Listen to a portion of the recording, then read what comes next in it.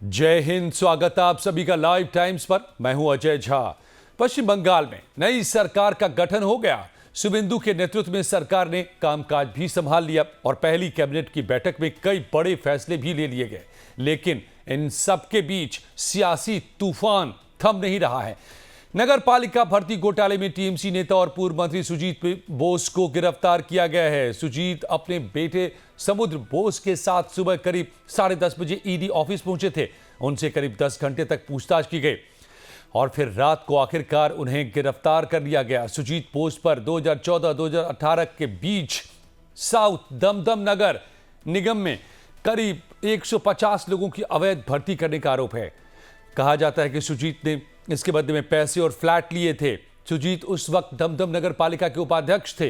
वहीं बंगाल में बीजेपी सरकार बनते ही सीएम शुभेंदु अधिकारी ने ब्यूरोक्रेसी में बड़ा फेरबदल किया है। राज्य के मुख्य चुनाव आयुक्त मनोज अग्रवाल को पश्चिम बंगाल का मुख्य सचिव बनाया है। शुभेंदु के इस कदम से ममता भड़क उठी है। पश्चिम बंगाल में नई बीजेपी सरकार ने पहली कैबिनेट की बैठक में 5 बड़े फैसले लिए। शुभेंदु अधिकारी ने आयुष्मान भारत लागू करने, बीएनएस लागू करने और बीएसएफ की सीमा क्षेत्रों की जमीन ट्रांसफर करने का ऐलान किया। साथ ही बीजेपी के उन 321 कार्यकर्ताओं के परिवारों की जिम्मेदारी लेने की बात कही जिनकी मौत को पार्टी राजनीतिक हिंसा से जोड़ती रही है। इन सब के बीच टीएमसी नेता अभिषेक बनर्जी ने बीजेपी पर गंभीर आरोप लगाए हैं। उनका कहना है कि पूर्वी मिदनापुर में पुलिस के सामने बीजेपी कार्यकर्ताओं ने कई दुकानों में आग लगा दी। सियासी हिंसा का आरोप लगाते हुए उन्होंने इसके पीछे बीजेपी के वरिष्ठ नेताओं का हाथ होने की बात कही है। तो जाहिर है पश्चिम बंगाल में बड़ा सियासी भूचाल, सियासी तूफान, जो राजनीतिक गर्मा गर्मी दिख रही थी चुनाव से पहले, अब वो सत्ता के जरिए भी सामने आ रही है। चाहे वो तमाम जांच पड़ताल हो, गिरफ्तारियां हो या फिर जो कई बड़े फैसले लिए गए हैं उसके तहत बीएसएफ को जमीन नहीं दे रही ममता सरकार, ये आरोप सालों से पश्चिम बंगाल में लगते रहे थे। तो अब सीधे सीधे पहले फैसले में पश्चिम बंगाल में जमीन देने का फैसला बीएसएफ को किया गया है। आयुष्मान भारत लागू करने की बात कही गई है। तो पश्चिम बंगाल के मुख्य चुनाव अधिकारी चुनाव के दौरान रहे मनोज अग्रवाल का अब प्रमोशन हो गया है। बीजेपी की नई सरकार में मनोज अग्रवाल राज्य के नए मुख्य सचिव बने हैं। तो पश्चिम बंगाल में शांतिपूर्ण, हिंसा मुक्त और भय मुक्त चुनाव कराने वाले मुख्य चुनाव अधिकारी मनोज अग्रवाल अब बीजेपी की नई सरकार में मुख्य सचिव बन गए हैं। पश्चिम बंगाल कैडर के 1990 बैच के आईएएस अधिकारी मनोज अग्रवाल का मुख्य सचिव का कार्यकाल 31 जुलाई तक रहेगा। राज्य सरकार की ओर से जारी आदेश में कहा गया है कि मनोज अग्रवाल को पश्चिम बंगाल का नया मुख्य सचिव बनाया गया है। इस नियुक्ति से पहले वो राज्य के मुख्य निर्वाचन अधिकारी और गृह विभाग में अतिरिक्त मुख्य सचिव के पद पर कार्यरत थे। सरकारी आदेश के मुताबिक मुख्य सचिव के पद पर मनोज अग्रवाल की नियुक्ति पश्चिम बंगाल के राज्यपाल के आदेश पर की गई है। अगले आदेश तक मनोज अग्रवाल मुख्य सचिव के पद पर ही बने रहेंगे। मनोज अग्रवाल से पहले पश्चिम बंगाल में शुभेंदु अधिकारी के मुख्यमंत्री पद की शपथ लेने के बाद रिटायर्ड आईएएस अधिकारी सुब्रत गुप्ता को मुख्यमंत्री का सलाहकार नियुक्त किया गया था। सुब्रत गुप्ता भी 1990 बैच के अधिकारी हैं और राज्य में हाल ही में संपन्न विधानसभा चुनाव के दौरान चुनाव आयोग द्वारा नियुक्त विशेष रोल ऑब्जर्वर थे। सुब्रत गुप्ता पश्चिम बंगाल के ही रहने वाले हैं। उन्होंने मतदाता सूची के विशेष गहन पुनरीक्षण को लेकर के विधानसभा चुनाव संपन्न होने तक बड़ी जिम्मेदारियां निभाई। चुनाव आयोग ने 7 मई को ही सुब्रत गुप्ता के साथ साथ विशेष पुलिस पर्यवेक्षक को भी उनके संबंधित कर्तव्यों से मुक्त कर दिया था। शुभेंदु अधिकारी के पश्चिम बंगाल के मुख्यमंत्री के रूप में शपथ लेने के तुरंत बाद राज्य सरकार ने एक अधिसूचना जारी कर सुब्रत गुप्ता को नए मुख्यमंत्री सलाहकार के रूप में नियुक्त करने की घोषणा की थी। सुब्रत गुप्ता पश्चिम बंगाल कैडर के 1990 बैच के रिटायर्ड आईएएस अधिकारी होने के साथ ही टेक्नोक्रेट भी हैं। आईआईटी खड़गपुर के पूर्व छात्र रहे सुब्रत गुप्ता ने ब्रिटेन की बर्मिंघम यूनिवर्सिटी से मैनेजमेंट में ग्रेजुएट किया है। सुब्रत गुप्ता दिल्ली में केंद्रीय खाद्य प्रसंस्करण मंत्रालय में सचिव भी रह चुके हैं।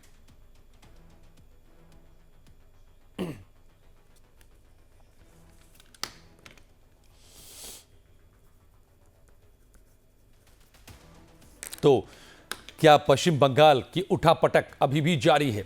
सरकार गठन हो गया, लेकिन अब जो देखिए नए मुख्य सचिव बनाए हैं उसको लेकर के एक बड़ा मुद्दा उठ रहा है। मनोज अग्रवाल को लेकर के बड़ा मुद्दा बन रहा है कि क्या मनोज अग्रवाल को ममता बनर्जी ने इस पर ऐतराज जताया है, क्या उनकी वजह है? मेरे साथ इस वक्त शालिनी झा जुड़ गए हैं, दिल्ली से हमारी संवाददाता विनोद शुक्ल हैं, वरिष्ठ पत्रकार मेरे साथ जुड़ गए हैं। शालिनी, आप क्या हमें अपडेट दे सकती हैं एसआईआर को लेकर के? बड़े मुद्दे, बड़ी बातें और तमाम पश्चिम बंगाल से लेकर के दिल्ली तक।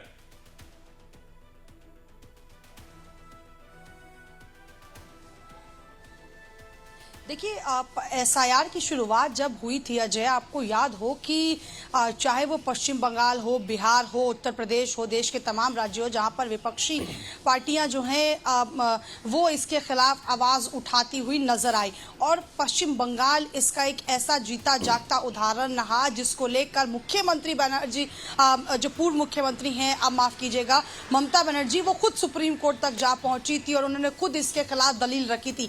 अब टीएमसी ये आरोप लगा रही है कि 13 सीटों पर जो है वो कहीं ना कहीं वोट परसेंटेज कम रहा, उन सीटों पर जहां पर टीएमसी का वर्चस्व है, जहां पर बीजेपी के मुकाबले उनके वोट शेयर ज्यादा है, वहां पर जो गैप था वो काफी ज्यादा था। तो इस वजह से अब उनका ये कहना है कि एसआईआर जो है वो उसका विरोध लगातार करते रहे हैं कि किस तरीके से एसआईआर का दुरुपयोग करके पहले तो कई ऐसे नाम काटे गए जो कहीं ना कहीं टीएमसी के वोटर थे या जो 90 लाख वोट कटे थे, उसका विरोध लगातार टीएमसी करती रही थी। और खुद ममता बनर्जी ने राज्य में पैदल मार्च निकाला था इसके खिलाफ। तो एसआईआर को लेकर जो एक एक्टिवनेस थी टीएमसी में, वो अब एक बार फिर से देखने को मिल रहा है। वो भी तब जब पश्चिम बंगाल में ममता बनर्जी और उनकी पार्टी की करारी हार हुई है। अब और क्योंकि देखिए, आने वाले अन्य राज्यों में चुनाव होने हैं, 27 में 5 राज्यों में चुनाव है, 29 में फिर लोकसभा चुनाव है। तो विपक्ष चाहती है कि एसआईआर के मुद्दे को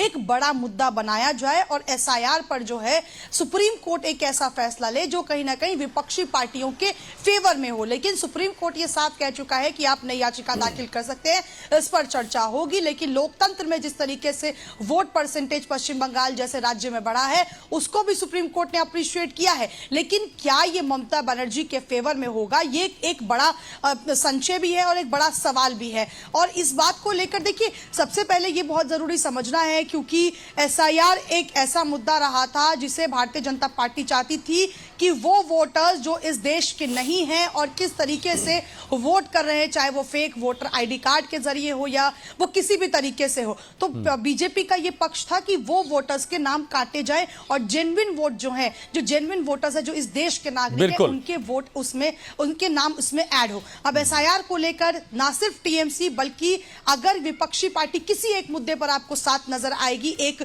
जुटता दिखाई देगी, तो वो मुद्दा सिर्फ एसआईआर का ही है। राहुल गांधी पहले टीएमसी पर पोलराइजेशन का आरोप लगाते थे, लेकिन जैसे ही एसआईआर का मुद्दा आया, राहुल गांधी ने टीएमसी का साथ देना शुरू कर दिया। तो ये एक ऐसा एसआईआर एक ऐसा मुद्दा है जिस पर विपक्षी पार्टी चाहती है कि जल्द से जल्द एक ऐसी सुनवाई हो जो उनके लिए कहीं ना कहीं एक फेवरेबल पॉइंट साबित हो। लेकिन ऐसा होगा या नहीं होगा, इस पर एक बड़ा सवाल अभी भी जो है वो बना हुआ है। और अब टीएमसी एक बार फिर से सुप्रीम कोर्ट में जाएगी तो एसआईआर का मुद्दा एक बार फिर से आपको आने वाले दिनों में जो है वो एक बड़ा मुद्दा बनता हुआ नजर आएगा। आलोक वत्स साहब मेरे साथ जुड़ चुके हैं, राजनीतिक विश्लेषक विनोद शुक्ला जी मेरे साथ जुड़ गए हैं, राजनीतिक विश्लेषक विनोद जी। तो अब जो फैसले पश्चिम बंगाल में नई सरकार कर रही है और खास करके जो मनोज अग्रवाल साहब को एक तो गिरफ्तारी भी हुई है सुजीत बोस की, तो ये ताबड़तोड़ एक्शन का सिलसिला और ममता की बेचैनी। ममता कह रही है कि देखिए आ गए ना सच खुल करके, मनोज अग्रवाल साहब एसआईआर में मदद कर रहे थे, अब उनको इसका पुरस्कार मिल रहा है।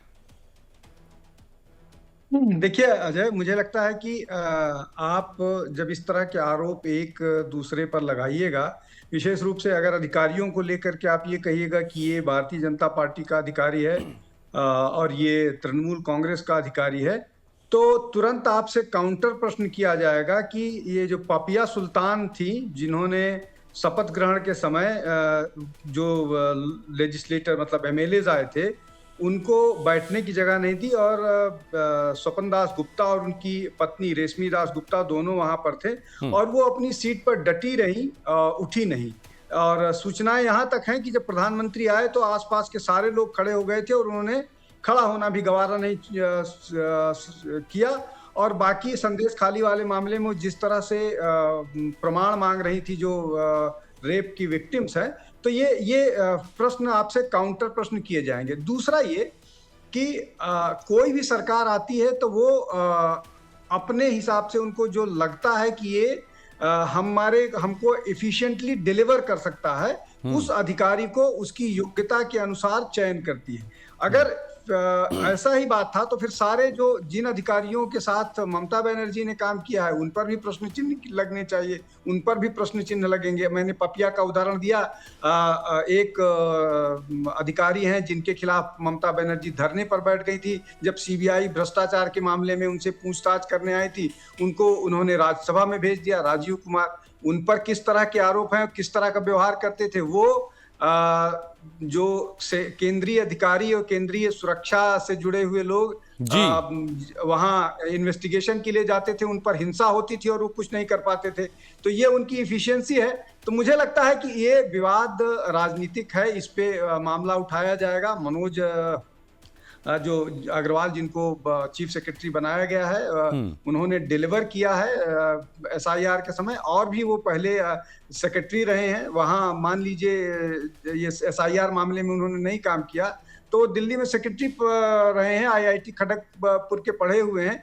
तो आप इस तरह, ये मुझे लगता है कि इस सब मामले से सबको बचना चाहिए।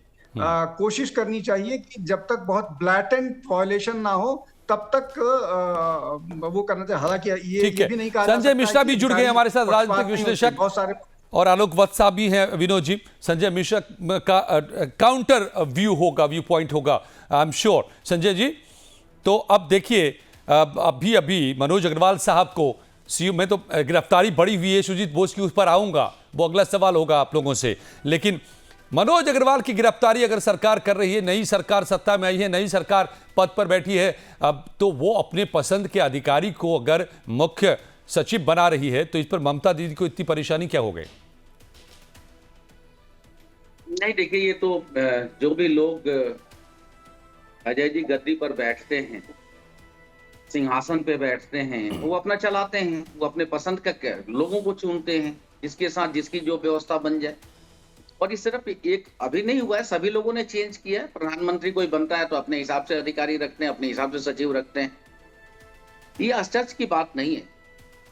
जो आश्चर्य की बात है कि इनाम भी तो देना होता है। यदि मैंने परिश्रम किया तो पारिश्रमिक तो मुझे चाहिए। तो ये भी तो सच है ना कि यदि हमने आउट ऑफ सिस्टम जाकर कोई काम करके दिया है, या हमने संविधान से अलग जाकर कोई काम किया है, तो मेरा हक भी तो बनता है कुछ पाने का। तो वो इनाम भी मिलता रहा है और आज भी मिल रहा है, तो इसमें कोई आश्चर्य की बात नहीं है। आप बड़ा आरोप लगा रहे हैं संजय जी। ऐसी कोई भी बात नहीं करूंगा। कुछ कह रहे थे आप जी? आप बहुत बड़ा आरोप लगा रहे हैं मनोज अग्रवाल साहब पर कि सिस्टम से बाहर जाकर क्या काम किया उन्होंने, सिस्टम से बाहर जाकर? नहीं, बंगाल के इलेक्शन में क्या क्या काम किए गए हैं, मैं तो ये कह रहा हूं कि कौन सा सिस्टम अलाउ कर रहा था कि 27 लाख लोगों को ये बोल दिया गया कि इस बार तुम वोट मत डालो। ये कौन सा ऐसा संवैधानिक अधिकार था कि तो सुप्रीम कोर्ट तो इस पर निगरानी कर ही रहा है। लोगों को कह दे कि इस बार वोट मत डालो। नहीं तो ममता जी तो खुद सुप्रीम कोर्ट गई थी, उन्होंने जाकर के वकालत वहां की थी, अपनी दलील रखी थी खुद खड़ी होकर के। तो सुप्रीम कोर्ट में तो सारा मामला है, निगरानी है सुप्रीम कोर्ट की। कोर्ट में मामला होना और अंजाम देना, यानी मेरी हत्या की गई और मेरे हत्या का मामला कोर्ट में है, हम आरोप सिद्ध करेंगे, वो फैसला मेरे पक्ष में आए। आज तो हत्या कर दी गई, तो जो हत्याएं हुई हैं उसे वापस नहीं लाया जा सकता। हत्या करने वाले को अब कोई भी सजा दे दो। और अभी के स्थिति में, जो वर्तमान स्थिति है देश की, इसमें क्या फैसला आएंगे और क्या आ रहे हैं, ये सभी को पता है। देखिए, मेरे को बोलने की आवश्यकता नहीं है, मैं तो ऐसे ही डर डर के मैं सोच रहा था कि कुछ चीजें अपने स्वभाव को चेंज करूं और मैं भी भाजपा के पक्ष में थोड़ा थोड़ा बोलना शुरू कर दूं। जो बंगाल में टीएमसी प्रवक्ता का वीडियो देखा तो मैंने कहा यदि वो टीएमसी का प्रवक्ता है जो पार्टी लाइन पे बात कर रहा है, यदि उसके माफी मांगने की आवश्यकता आज पड़ रही है, तो कहीं ना कहीं कुछ तो है। मैं तो बहुत ही साधारण व्यक्ति हूं, मैं तो बहुत ही एक मतलब आम आदमी हूं, मैं तो इतनी इनसे लड़ भी नहीं पाऊंगा। तो इस तरह की चीजें थोड़ी सी कहीं ना कहीं है। तो मैं भी यही सोच रहा था कि आलोक भट्ट जी के शरण में चला जाऊं, बड़े भाई हैं, मैं बोलूंगा मुझे भी शिष्य बना लो, मैं भी आपके साथ रहूंगा, खुशहाल तो रहूंगा, सेफ तो रहूंगा कम से कम। देखिए संजय जी, मैं एक बात अपनी तरफ से साफ कर देना चाहता हूं, लाइव टाइम्स की तरफ से साफ कर देना चाहता हूं। ये देखिए हमारा जो है पंच लाइन जो है, और ये पंच लाइन तो सभी लिखते हैं, लेकिन हम इस पर चल रहे हैं ईमानदारी से। आप हमारे चैनल पर बैठें, देखें या बैठ रहे हैं, यहाँ लिखा हुआ है संपूर्ण सत्य हर कीमत पर, और ये बहुत सोच समझ कर किया गया है, क्योंकि आज के दिन न्यूज़ में ये के शोर में जो आप कह रहे हैं बोलना मुश्किल और तमाम बातें, सभी तरह के नैरेटिव सामने आते रहे हैं, तो ये सोच समझ के किया गया कि हम क्या अलग, तो हमने तय किया यहाँ पर लाइव टाइम्स ने कि हम पूरा अलग ऐसे ही होंगे कि हम पूरी ईमानदारी से पूरी खबर दिखाएंगे, हर पक्ष को दिखाएंगे। तो इसीलिए यहां पर तो कम से कम डरिए नहीं, यहां पर आप खुल के बोलिए, जो सही हो, कानून के दायरे में हो, लोकतंत्र के दायरे में हो। आपसे मैं आपको आमंत्रित करता हूं कि आप बेबाक बोलिए जी। मैं अजय जी ना तो किसी चैनल पे सवाल उठाया है, ना हमने किसी सरकार के विरुद्ध में बोला है, ना किसी विपक्ष के पक्ष। मैं तो ये कह रहा हूं कि जो घटना सामने, आप भी जानते हैं उस वीडियो के बारे में, टीएमसी के प्रवक्ता का, मैं तो सच बोल रहा हूं कि यदि इतने डर के माहौल देश में पैदा हो जाएंगे, तब हमारे जो फ्रीडम ऑफ स्पीच है, जो संविधान देता है, जो मेरी सोच है, जो हम सरकार का विरोध कर सकें, सरकार से सवाल पूछ सकें, फिर कहां जाएगा। अजय पाल शर्मा जी का वो धमकाने वाला वीडियो और टीएमसी के प्रवक्ता का वो बयान, यदि दोनों की तुलना की जाए तो मैं समझता हूं कि दोनों ही कहीं गलत नहीं है। लेकिन संजय जी, मैं यहां पर आपको कन्फ्रंट करूंगा, भी गलत नहीं है। मैं आलोक बत्सी के पास जाऊंगा, वो बताएंगे पक्ष, लेकिन मैं अब आपने नाम लिया अजय पाल का, अजय पाल ने किसको जाकर के धमकाया? जो लोगों को धमका रहा था, इस तरह की शिकायतें मिली थी। जहांगीर खान प्रसिद्ध हैं इसके लिए, अभिषेक बनर्जी के इलाके में वो तांडव करते रहे हैं, ये इसकी ढेरों रिपोर्ट्स आती रही हैं।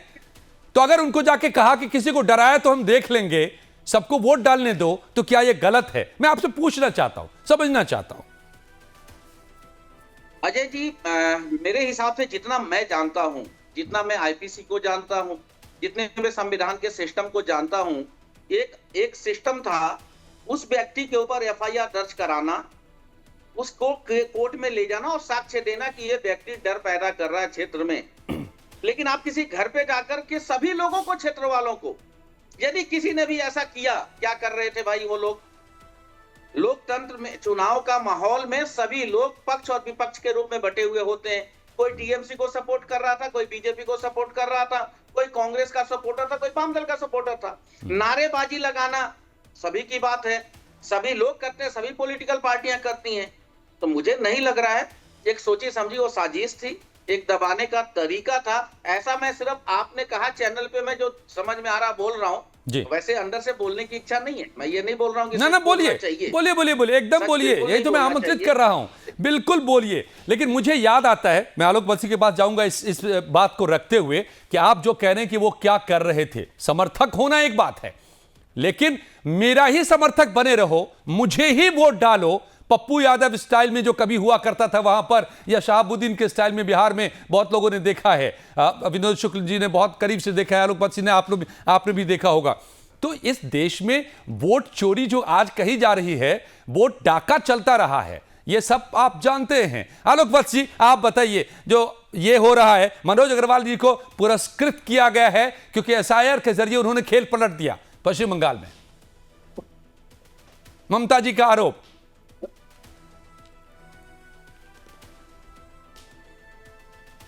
पहली बात तो मैं अपने भाई संजय जी को कहना चाहता हूं कि निर्भीकता से जो भी बोलना है बोले, आपको कुछ नहीं होने वाला है, क्योंकि मैं इसका स्वयं एक जीता जागता उदाहरण। मैंने बहुत से डिबेट्स में, लाइव टाइम्स पे या दूसरे भी चैनलों पे, अगर कोई बात मुझे लगी है कि ये गलत है, तो मैंने उसको सदैव गलत ही ठहराया है, पार्टी में होते हुए भी। और मुझे तो आज तक कुछ नहीं हुआ है, तो मैं आपको भी आश्वासन देता हूं कि आपको भी कुछ नहीं होगा। आप एक बहुत सुलझे हुए नागरिक हैं और समय समय पर आप अपनी जो राय प्रकट करते हैं, उसमें बहुत दफा ऐसी बू आती है कि शायद आप सिस्टम के थोड़ा खिलाफ रहना चाहते हैं। लेकिन चलिए अब आते हैं चुनाव पे। मनोज अग्रवाल जी ने वहां पे एक साफ सुथरा इलेक्शन करवाया, उन डरे दबे कुचले लोगों को पहली बार वोट का अधिकार दिलाने का काम किया, तो इसकी तो प्रशंसा होनी चाहिए। क्या हुआ जो एकाएक 93% वोटिंग चला गया? कहीं बाहर से तो लोग नहीं आए, किसी ऑर्बिट से उतर के तो लोगों ने वोट नहीं किया। यहीं के वोटर थे जिन्होंने पूरी तत्परता से, तल्लीनता के साथ, भय मुक्त वातावरण में अपना वोट दिया, जिसके कारण भारतीय जनता पार्टी को एक अनप्रेसिडेंटेड जीत मिली है। अब अगर हम लोकतंत्र में विश्वास रखते हैं तो हमें जनता के फैसले का सम्मान कर इस सरकार को कुछ समय देकर इसके कार्यों की समीक्षा करनी चाहिए। अभी इट इज टू अर्ली कि उसके बारे में अच्छा या बुरा बोला जा सके। अभी तो पूत के पांव पालने में ही पड़े हैं। लेकिन आलोक जी, ये तो मैसेज तो जाएगा ना, मैसेज तो जाएगा कि एसआईआर इतना बड़ा मुद्दा बना, विपक्ष ने साफ तौर पे कहा कि ये वोट चोरी की तमाम कोशिशें हैं, और उसके बाद जो उसका चेहरा थे पश्चिम बंगाल में सिस्टम की तरफ से, उन्हीं को आप आते हैं सरकार में और बिठा देते हैं सबसे बड़े पद पर। तो ये संदेश तो, ये शक तो जाएगा। अजय जी, इस बात को लेकर ममता जी सुप्रीम कोर्ट तक गई थी और उन्होंने जो सुप्रीम कोर्ट ने जो इस पर टिप्पणी की वो भी सर्वविदित है। तो जो लोकतांत्रिक ढांचा है, जो लोकतांत्रिक सिस्टम है, उस सारे का उन्होंने उपयोग किया। लेकिन एसआईआर एक अहम मसला है और समय समय पर होता रहा है, होता रहेगा। ऐसा कौन सा धर्ममंत्री था जिसने ऐसी गोली दी वेस्ट बंगाल के लोगों को कि 2003 के बाद कोई वहां स्वर्ग ही नहीं सिधारा, वहां के लोग स्थानांतरित नहीं हुए। ये सब सच्चाई है, ग्राउंड रियलिटी है। लेकिन हाँ, मैं ये भी बात मानता हूं कि डाउन द लाइन जिन लोगों को इस कार्य को पूरी निष्पक्षता के साथ निभानी थी, उसमें कुछ त्रुटियां जरूर हुई हैं। बहुत से ऐसे लोग, एक फैमिली में अगर 5 आदमी है तो 2 आदमी का नाम, माता पिता का नाम है वोटर लिस्ट में और उनके बालिग बच्चों का नाम कट गया है। तो ऐसी कुछ त्रुटियां संज्ञान में आई हैं। देखिए, त्रुटियां होना, एरर्स होना, जब आप इतने बड़े डेटा को आप पर काम कर रहे हो, इतना बड़ा एक्सरसाइज चल रहा हो, तो उसमें सर्टेन नंबर ऑफ एरर्स तो तय है। हम अगर 100 नोट गिनते हैं, उसमें कई बार 1-2 नोट आगे पीछे गिन देते हैं, और ये त्रुटियां ह्यूमन एरर है या फिर सिस्टम का एरर हो सकता है। लेकिन विनोद जी, यही बात खत्म नहीं हो जाती, क्योंकि ये भी तो कहा गया कि टारगेटेड जो आरोप लगे हैं राहुल गांधी से लेकर के ममता बनर्जी तक के और अखिलेश यादव तक के, कि टारगेटेड सफाई की गई है, पॉकेट्स में सफाई की गई है, सबसे ज्यादा वोट कुछ पॉकेट में काटे गए जहां ममता के समर्थक थे। ये तमाम आरोप लगे। अब क्या सच्चाई इसमें? और आप, चुनाव खत्म होता है, आप उनको बना देते हैं मुख्य सचिव। बिल्कुल, आपके प्रश्न पर आता हूं। देखिए, टारगेटेड सफाई की बात आप कर रहे हैं, तो उत्तर प्रदेश में 2 करोड़ वोटर हटा दिए गए, तो क्या वहां योगी जी को चुनाव हरवाना है क्या? 2 करोड़ वोट को हरा दिया गया है, तो आप मतलब इस तर्क से तो इसी बात पर पहुंचेंगे। एक बात। दूसरी बात ये कि निश्चित तौर पर ह्यूमन एरर्स बहुत सारे होते हैं, और ये जो कहा गया कि टारगेटेड हटाया गया, उसके बाद बहुत सारी प्रेस कॉन्फ्रेंसेस की गई, लेकिन कोई भी प्रमाण के साथ, पुख्ता प्रमाण के साथ पहुंच नहीं पाया अदालत तक। इसके अलावा जो बात हो रही है कि 27 लाख लोगों के नाम हटा दिए गए हैं, उसको लेकर के भी ममता बनर्जी सुप्रीम कोर्ट गई थी, और सुप्रीम कोर्ट का उस पर क्या वर्डिक्ट है ये मालूम है। और अगर आप सुप्रीम कोर्ट को आखिरी वो नहीं मानते हैं कि वहां से भी न्याय नहीं मिलेगा और वहां भी पक्षपात है, तो फिर उसके बाद बात शायद समाप्त हो जाती है। मुझे लगता है कि अल्टीमेटली आपको सुप्रीम कोर्ट पर और संविधान पर भरोसा करना पड़ेगा, और संसद पर भरोसा करना पड़ेगा। मैं एक छोटी सी बात और अजय जी कहना चाहता हूं जी। कल कैबिनेट के 5-6 निर्णय हुए हैं, उन निर्णयों पर आपको बताता हूं, आप समझिए कि किस तरह की सरकार वहां पर चल रही थी। वहां पर आयुष्मान भारत नहीं लागू था, मतलब ये कि लोगों को हेल्थ सेवाएं नहीं मिलनी चाहिए, ये कहा जाएगा उनके पास अपना सिस्टम था। एक दूसरा, बीएनएस वहां लागू नहीं है, बीएनएस की बहुत सारी चीजें नहीं लागू थी। 2, बीएसएफ को जमीन नहीं मिल रही थी इन्फिल्ट्रेशन को रोकने के लिए। 4, आईएएस आईपीएस अधिकारियों को बाहर और सेंट्रल की ट्रेनिंग नहीं दी जा सकती थी। मतलब आप करना क्या चाहते थे? आप बांग्लादेश और पश्चिम बंगाल को अपने उससे अलग मानते थे। सेंसस आपने अलाउ नहीं किया था, और अब 5 साल का एक रिलैक्सेशन वाला, ये आप मान लीजिए कि ये इसमें थोड़ी सी ये अपना लोगों को लुभाने वाला हो सकता है कि 5 साल लोगों को छूट मिला है। ठीक है। आप वहां कर क्या रहे? बहाना बनाने से या इस तरह के तर्क देने से कि वहां पर काम हो रहा, और प्रशासन की बात, और वहां पर जिस तरह से लोगों को वोट नहीं दिया जा सकता। हम सारे लोगों ने चुनाव कवर किया है, 15 साल से देखा है कि टीएमसी के गुंडे संदेश खाली में महिलाओं के साथ क्या हुआ है बोलने नहीं दिया गया, और एक आईपीएस अधिकारी जाकर के पूछती है आपके साथ बलात्कार हुआ है, आप उसका प्रमाण दीजिए, और वहां पर महिला मुख्यमंत्री है, उसको डिफेंड किया जाता है। उस तरह के लोगों को इस तरह यानी कि किया जाता है। वहां क्या एक डिलिबरेट नैरेटिव बनाया गया। मैं लौटता हूं आपके पास भी। समर्थन करने वाली मुस्लिम महिला को उसके निर्वस्त्र करके परेड किया जाता है, ये इस तरह की डेमोक्रेसी है, और वहां इस सरकार को लोग समर्थन करते हैं। ठीक है, मैं गिनाने जाऊंगा तो आपका कार्यक्रम खत्म हो जाएगा। ठीक है विनोद जी, मैं लौटता हूं, कुछ ही पलों के लिए हमें रुकना पड़ेगा। एक नैरेटिव अगर यह था कि एसआईआर के जरिए टारगेटेड वोटरों की सफाई की गई, तो तर्क इसके काउंटर में यह था कि एसआईआर इसीलिए क्योंकि बोगस वोटर्स बनाए गए, बाहरी लोगों को वोटर लिस्ट में डाला गया या फर्जी वोटर डाले गए। अब जब सुजीत बोस की गिरफ्तारी हो रही है, 10 घंटे की छापेमारी हुई है, तो कई फर्जी यहां पर वोटर कार्ड मिले हैं, आधार मिले हैं और बहुत सारे फर्जी डॉक्यूमेंट्स मिले हैं, जिसके आधार पे वोटर कार्ड भी बनाए गए और घोटाले को भी अंजाम दिया गया। यह भी तो एक सच सामने आ रहा है। तो क्या सच है इसका? क्या नई सरकार बदले की भावना से काम कर रही है जैसा ममता कह रही है, या नई सरकार अब सिस्टम की सफाई में लग गई है? तो पश्चिम बंगाल में ताबड़तोड़ एक्शन में शुभेंदु अधिकारी नजर आ रहे हैं। नई सरकार बनते ही तमाम फाइलें खुलने लगी हैं, गिरफ्तारियां शुरू हो गई हैं, अब पदों पर नई नियुक्तियां होने लगी हैं। लेकिन ममता बनर्जी का कहना है कि ये तो जो विपक्ष को हराने के बाद विपक्ष को खत्म करने का प्लान है, प्रतिशोध की राजनीति है, बदले की राजनीति है। तो क्या सच है, क्या सही है? क्या सिस्टम की सफाई हो रही है, या फिर सिस्टम का इस्तेमाल एक बार फिर से विपक्ष को खत्म करने के लिए हो रहा है? विनोद शुक्ला साहब, वरिष्ठ पत्रकार संजय मिश्रा जी, राजनीतिक विश्लेषक अशोक वत्स साहब, राजनीतिक विश्लेषक मेरे साथ जुड़े हुए हैं। अब Sanjay ji, I will come to you sir.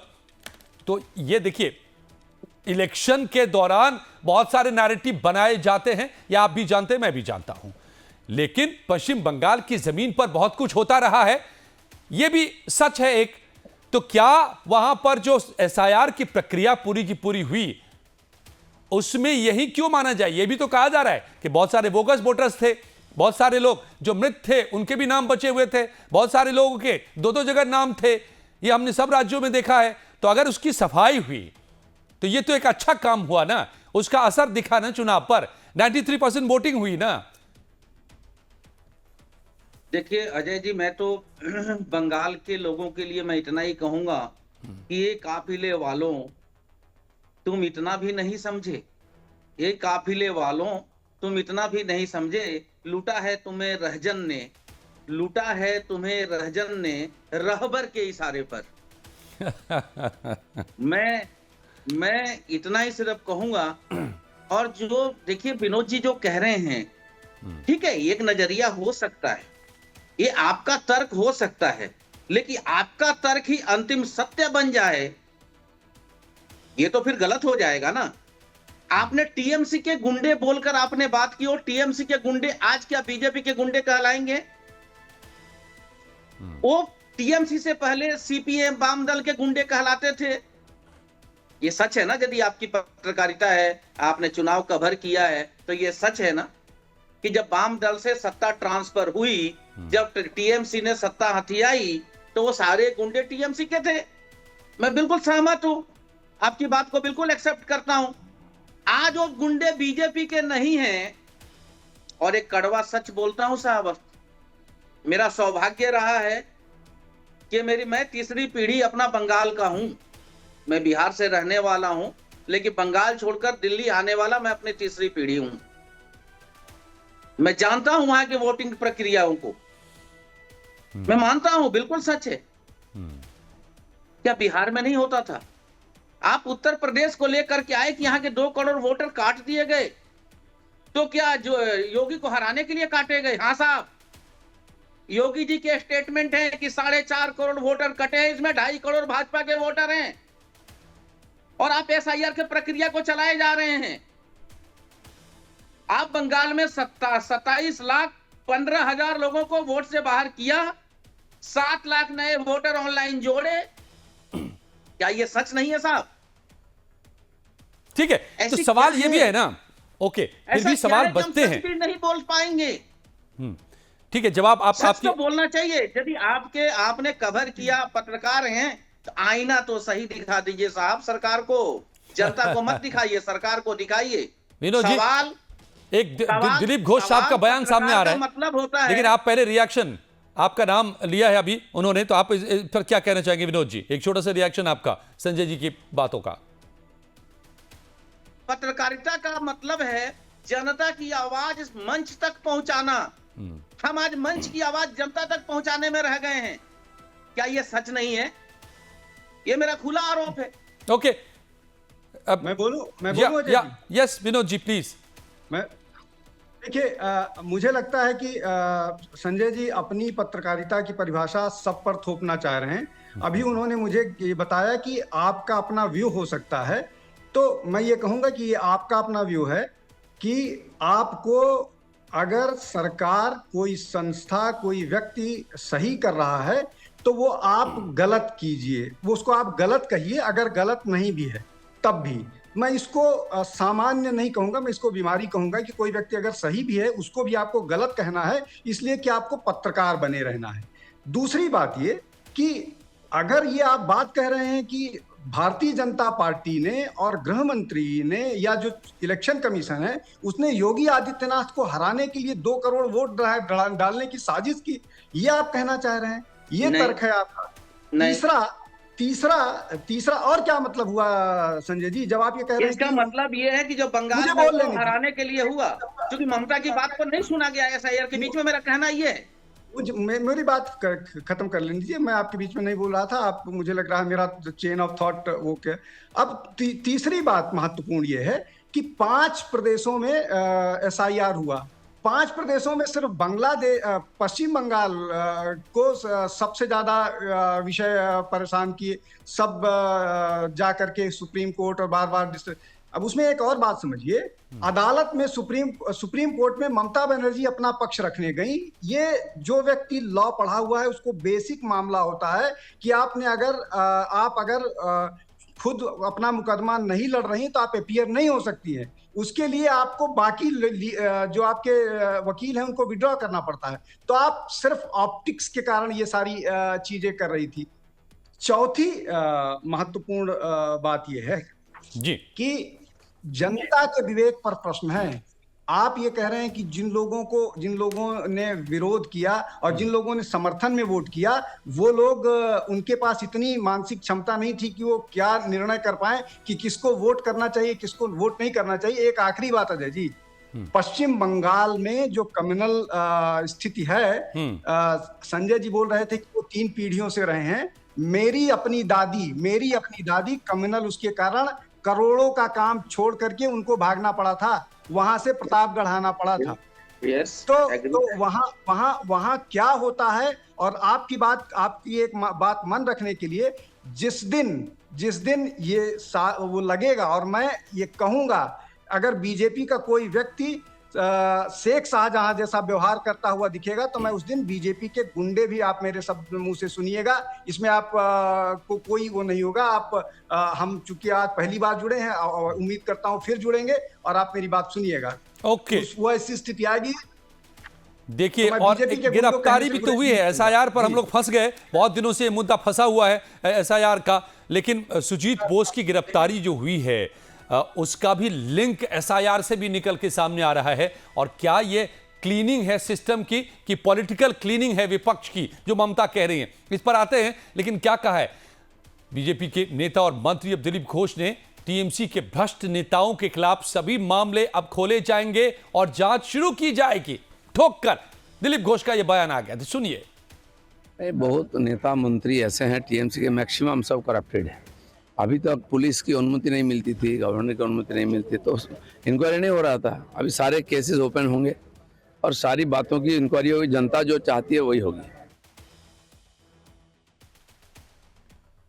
Okay, अब आलोक वत्स जी, ये पॉलिटिकल क्लीनिंग है कि सिस्टम की क्लीनिंग शुरू किया है शुभेंदु जी ने? ममता कह रही है कि अब तो ये विपक्ष को खत्म करने के लिए देखिए काम शुरू कर दिया इन्होंने। देखिए अजय जी, एक बात मैं बता दूं कि कांग्रेस से जब सीपीएम ने टेक ओवर किया था, उसके बाद कुछ वर्षों के शासन के बाद ये वसूली प्रक्रिया, ये रकम बैठने की प्रक्रिया और लेवी की तरह से वहां पर लोग पैसा वसूलने लगे थे और ये अंतोगत्वा बहुत ज्यादा हाई लेवल पे चला गया था। किसी भी चीज के लिए आपको कट मनी दिए बगैर वहां से it became part of the system, जिसके खिलाफ ममता बनर्जी ने मजबूती से लड़ाई लड़ी, निर्भीकता से लड़ाई लड़ी, जान को जोखिम में रखकर लड़ाई लड़ी और उन्होंने सफलता पाई 34 साल के रूल को उखाड़ फेंकने की। शुरुआती दौर में टीएमसी में भी सब सही चल रहा था, लेकिन धीरे धीरे ये जितने सीपीएम के कार्यकर्ता थे जो इस तरीके की वसूली इत्यादि करते थे, वो पूर्ण रूप से टीएमसी में ट्रांसफर हो गए। और कुछ दिनों के बाद मैं ममता दीदी के ऑनेस्टी पे या उनके पॉलिटिकल बैटल पर उंगली नहीं उठा रहा हूं, लेकिन उनके नीचे के लोग वही काम करने लगे जो सीपीएम के समय में होता था। ये तो फिर बीजेपी के दौर में भी हो किसी सकता है, अगर ये हो रहा है। मैंने कहा बीजेपी के दौर में ये देखना होगा कि कहीं ये लोग कहीं बीजेपी में भी ट्रांसफर तो ना हो जाए।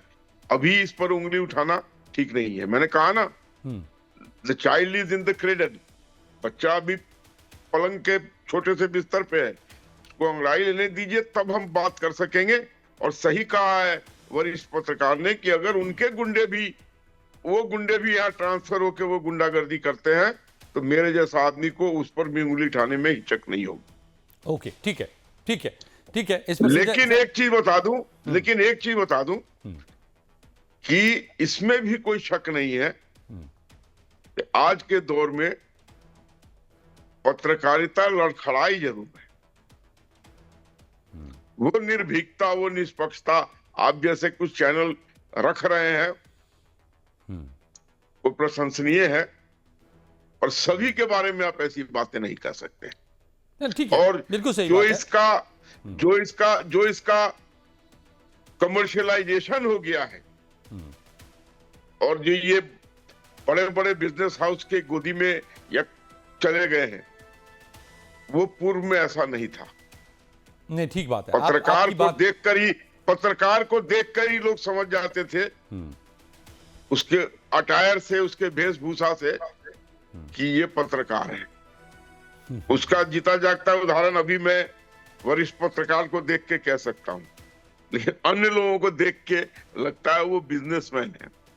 बाद में पता लगता है नहीं जी ये पत्रकार है या ये पत्रकारिता करती हैं। हाँ, ठीक है। उनको देख के शुरू में लगता है कि शायद ये कोई फिल्म इंडस्ट्री से है, कोई आर्टिस्ट है, लेकिन बाद में संजय जी कुछ कहना चाह रहे हैं आपकी बातों पर, संजय जी, लेकिन इस पर आओ, आप बात को थोड़ा सा होल्ड कीजिए। एक जरूरी तस्वीर भी हमें दिखानी है। सुप्रीम कोर्ट ने एनआईए को निर्देश दिया है कि वो पश्चिम बंगाल के मालदा जिले में 1 अप्रैल को हुई हिंसा की जांच 2 महीने के भीतर पूरी करे। इस हिंसा में एक भीड़ ने 7 न्यायिक अधिकारियों को 9 घंटे तक बंधक बनाकर रखा था। प्रधान न्यायाधीश सूर्यकांत और न्यायमूर्ति जय माल्या बागची की पीठ ने कहा है कि एनआईए को जांच पूरी करने के बाद सक्षम क्षेत्राधिकार वाले न्यायालय के सामने अपनी रिपोर्ट दाखिल करनी चाहिए। इस पर एनआईए की ओर से पेश हुए अतिरिक्त सॉलिसिटर जनरल एसपी राजू ने कहा कि इसकी विस्तृत स्थिति रिपोर्ट दाखिल करेंगे। मतदाता सूची के बाहर किए गए लोगों की 60 लाख से ज्यादा आपत्तियों से निपटने के लिए पश्चिम बंगाल, उड़ीसा और झारखंड के लगभग 700 न्यायिक अधिकारियों को एसआईआर प्रक्रिया में तैनात किया गया था। शीर्ष अदालत ने कोलकाता उच्च न्यायालय के मुख्य न्यायाधीश के उस पत्र का स्वतः संज्ञान लिया था, जब 3 महिलाओं सहित 7 अधिकारियों और 1 बच्चे को भीड़ ने 9 घंटे से ज्यादा वक्त तक बिना भोजन पानी के बंधक बनाकर रखा था। संजय जी, तो ये देखिए, अब सुप्रीम कोर्ट जो कह रही है, जो ममता जिसको लेकर गई थी, ये आपको पता होगा, जो एडजुडिकेशन में जो नाम रखे गए थे, उस मामले के लिए जो अपॉइंट किए गए थे, उनको बंधक बना लिया था। वो जब जांच करने गए कि क्या सही है, क्या गलत है, किसका सही में वैलिड है नाम, किसका नहीं है, इसी की जांच करने गए थे, उनको बंधक बना लिया गया था। इस पर ये सुप्रीम कोर्ट का सख्त आदेश आया है। अब आप बात को आगे बढ़ाइए। जो गिरफ्तारी होती है सुजीत सरकार की, वो क्या पॉलिटिकल गिरफ्तारी है कि भ्रष्टाचार के खिलाफ कार्रवाई है? देखिए, अभी जो अजय जी, अभी जो आपने सुजीत जो बोस पिक्चर चलाया है, जिस पे आप बात कर रहे हैं, वो मेरे पास ये खबर थी कि जब अधिकारी वहां पहुंचे हैं और जब बंगाल में लोगों के वोटर लिस्ट से नाम गायब कर दिए गए थे, तो वो लोग वहां पहुंच गए थे और इतनी संख्या में पहुंच गए कि अधिकारियों को ऐसा लगा कि हमें बंधक बना लिया गया है। वो अंदर ही रह गए, बाहर नहीं निकल रहे थे, जो कि पुलिस आकर के उन्हें बाद में निकाल कर ले गई है। जो मुझे खबर है, मुझे नहीं पता, ये जांच का विषय है, मैं इसके ऊपर कोई भी अपनी प्रतिक्रिया इस तरह से दूं, जांच होगा, दूध का दूध, पानी का पानी हो जाएगा। अब बात करते हैं एसआईआर के ऊपर। एसआईआर में आप 90 लाख लोगों के वोटरों के नाम आप हटा देते हो। सुप्रीम कोर्ट में कल्याण बनर्जी का दावा है, जो सुप्रीम कोर्ट ने इलेक्शन से पहले माना था कि यदि ऐसा होता है तो हम उसकी सुनवाई करेंगे, और वो जायज पॉइंट है, वैलिड पॉइंट है। वो क्या था, ये कह रहे हैं कल्याण बनर्जी की एक विधानसभा में 5000 तकरीबन ज्यादा वोटर्स काटे गए। भारतीय जनता पार्टी की वहां पे जीत की अंतर जो है वो 800 से 1000 और 1200 है।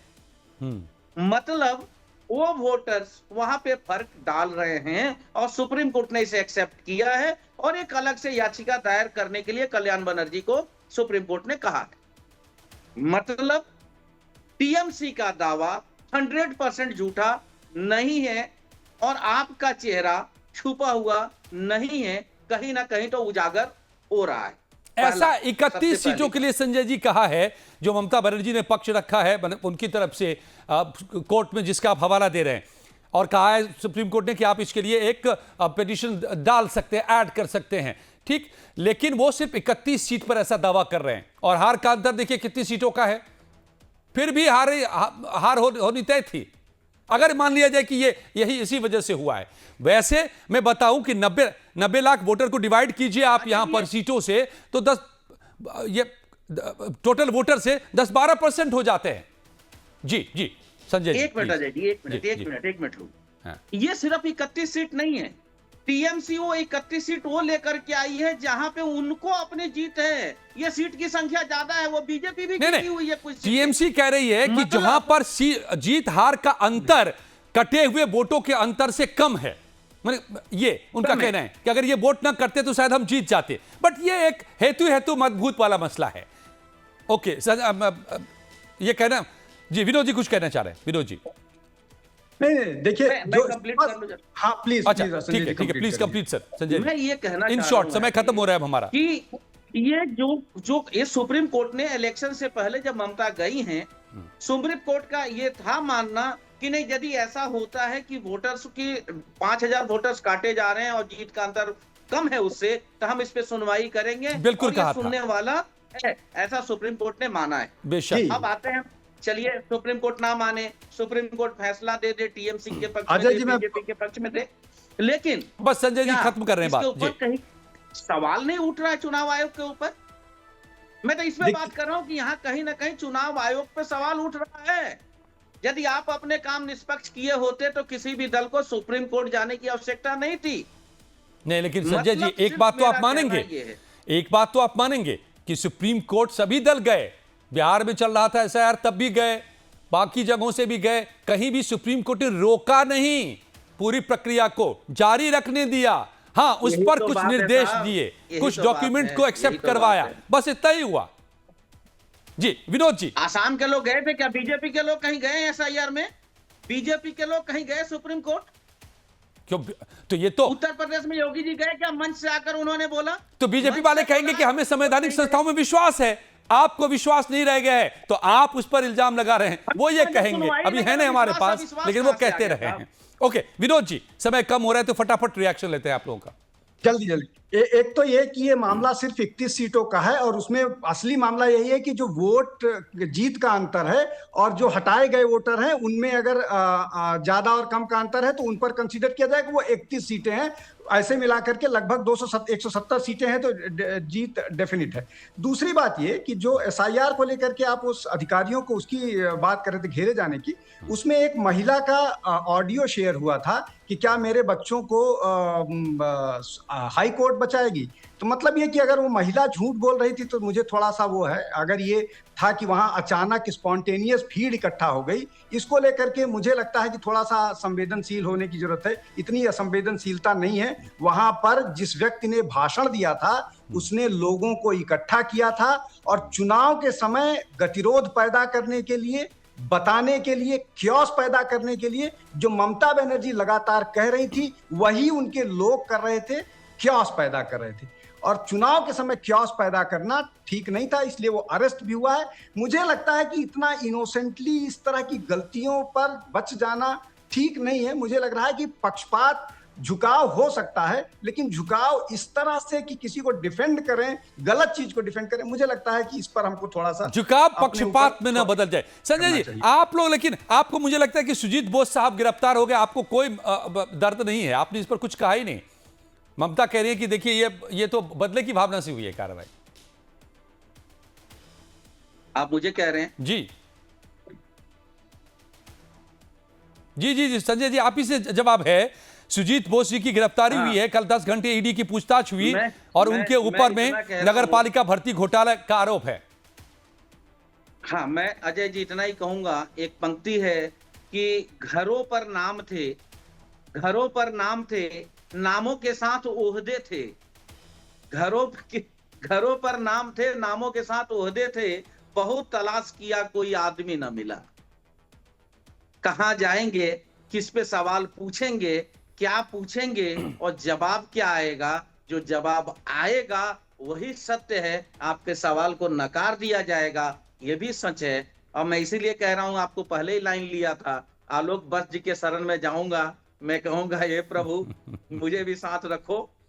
और इस स्थिति में सिर्फ इतना कहूंगा, सत्ता पक्ष को एक सद्बुद्धि मिले, ईश्वर सद्बुद्धि दे कि लोकतंत्र को कायम रखो, विपक्ष की आवाज को दबाओ मत, आरोप आने दो, आरोप सभी गलत नहीं होते, कुछ आरोपों से सीख भी ले लो, कहीं राहुल की सुन लो, कहीं अखिलेश का सुन लो, ठीक है आलोक जी, सबकी करो अपने मन की, आपको जो अच्छा लगता है, लेकिन जनहित में करो। सिर्फ सत्ता पाने के लिए आप कुछ भी षड्यंत्र मत करो, देश टूट जाएगा, बिखर जाएगा, खत्म हो जाएगा। आप ओके आलोक जी, देश टूट जाएगा संजय जी, देश को तोड़ रहे हैं आप भाई, कि मैं नहीं देश को चाहता, तोड़ रहे हैं भाई, मैं देश को नहीं तोड़ रहे हैं चाहता भाई। शुक्ला जी, देश मैं मत नहीं तोड़िए, चाहता, मैं देश नहीं मत चाहता तोड़िए। कि हमारे राहुल देश के के समर्थन किसी भी में, पीएम का नाम। राहुल का समर्थन करने के लिए देश मत तोड़िए, राहुल का सुन तो समर्थन करने लीजिए, के लिए देश मत तोड़िए महाराज। सुन तो ऐसा लीजिए, मत। अरे बहुत एक दिलचस्प लाइन है, मेरे दिमाग में निकल जाएगा। नहीं मैं नहीं, कह रहा हूँ, अल्लामा आलोक जी इकबाल बोल नहीं ने पाएंगे, बोला समय था, समाप्त हो सारे जाएगा। जहां से अच्छा हिंदुस्तान हमारा, उसके बाद उसने मिल्लत पर लिखी थी, सारे जहां से अच्छा इस्लाम की बात करने लगा थी। कविताओं से अगर समस्या का समाधान होता तो फिर बहुत सारी चीजें हो जाती, कविताओं से किसी समस्या का समाधान नहीं होता। मेरी जी, बात तो आने दीजिए, देखिए आपने रोक दिया मेरे बात को, मैं एक लाइन तो है खत्म करना, फिर आप बोल लीजिए। मैं सिर्फ आप ये कह रहा हूँ कि राहुल गांधी के समर्थन में इस देश के मैंने कोई समर्थन नहीं किया, इस देश का बंटवारा मत कीजिए, इस देश को कोई तोड़ने ओड़ने की मैंने बात कोई मत- समर्थन नहीं किया। राहुल शुक्ला जी, आप गांधी कहीं और ले जा रहे हैं। मैंने कहा आप विपक्ष की बात को सुन लीजिए, सुन तो लीजिए। मेरी एक आग्रह है कि मेरे देश के किसी भी नेता का नाम या तुलना हिटलर से ना किया जाए, मैं इतनी ही आग्रह करना चाहता हूं बस। और इससे ज्यादा कुछ बोला क्या मैंने? कुछ आरोप थोड़े लगा रहा हूं मैं किसी के हाँ, ठीक ऊपर, बात है, मैं तो ठीक बात बता रहा हूं कि किसी भी नेता का नाम हिटलर से तुलना नहीं की जाए। देश को लोकतांत्रिक प्रक्रिया से चलने दिया जाए। मैं तो हाथ जोड़ के आग्रह कर रहा हूं, मैंने कुछ बोला ही नहीं ऐसा, कोई आरोप थोड़े लगा रहा हूं कि ऐसा कुछ हो रहा है, मैं तो कह रहा हूं। तो बंगाल में क्या चल रहा है? सफाई चल रही है, सबको बोलने दो। सिस्टम की पॉलिटिक्स, ओपोनेंट की, विपक्ष की, किसकी सफाई शुरू हुई है? शुभेंदु अधिकारी की। ये तो बताते चलिए, आखिर में समय खत्म हो चुका है। माफ कीजिएगा आलोक पथ से। सफाई वैसे ही की जा रही है जैसे शुभेंदु अधिकारी को बीजेपी में लिया गया, हेमंत बिस्वा शर्मा को बीजेपी में लिया गया, नारायण राणे को बीजेपी में लिया गया, अजीत पवार साहब इस दुनिया में नहीं रहे, जैसे बीजेपी में लिया गया, उप मुख्यमंत्री का शपथ दिलाया गया, ऐसे ही सफाई बंगाल में होगी और ऐसे ही सफाई देश में हो रहा है। जो प्रधानमंत्री जी कह रहे हैं कि कैसे पैसा लेकर के जेब में डाल रहे हैं, कैसे, और चेहरा देखो कैसे मासूम है, उसी को मुख्यमंत्री बना रहे हैं, गले लगा रहे हैं, उसी को लगाएं। हमारे पत्रकार महोदय विनोद जी को वो नहीं दिख रहा है। वो भ्रष्टाचार नहीं है, वो सदाचार है। नहीं बोलेंगे तो कहां रहेंगे? शुक्ला जी बिल्कुल सही है, बिल्कुल सही। आप जा रहे हैं, मेरे को भी शरण में लीजिए, मैं भी इसी रास्ते को अपनाऊं। आप मैं जो कहना नहीं चाह रहा था, आप मुझे बार बार मेरा नाम लेके कहलवा दे रहे हैं। नहीं, आपसे आग्रह कर, बड़े भाई या सम्मान के साथ कह रहा हूँ। समय खत्म हो चुका है।